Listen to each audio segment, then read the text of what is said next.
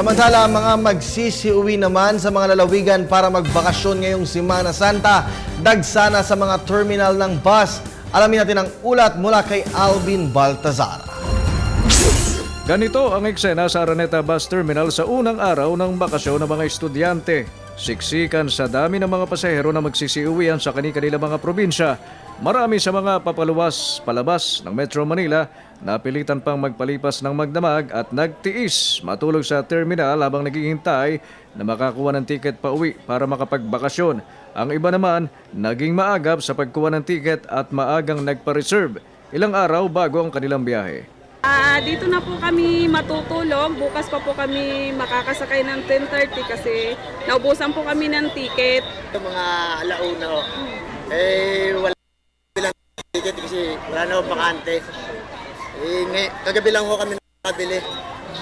Punuan ho kasi lahat eh. Kami hindi. Pa-reserve na kami. Ano pa kami kumuha eh. Mga 20, mga 22 galon. Ang PNP Highway Patrol Group ikinasa na rin ang inspeksyon sa mga babiyahing bus. Pati mga tsuper ng bus na sasabak sa halos 24 oras sa pagmamaneho, chinek kung nasa kondisyon kasabay ng paalaala na isaalang-alang ang kapakanan ng kanilang mga yahatid na pasahero. Ang ruling kasi ng driver at least 12, pwede nga 8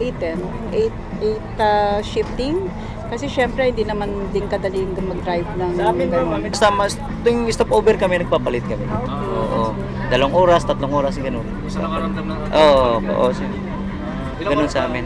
Nagpamahagi rin ng HPG ng paglalakbay tips na dito'y nakapaloob ang mga paalala para sa ligtas na biyahe ngayong panahon ng bakasyon. Para sa Telebisyon ng Bayan, Alvin Baltazar.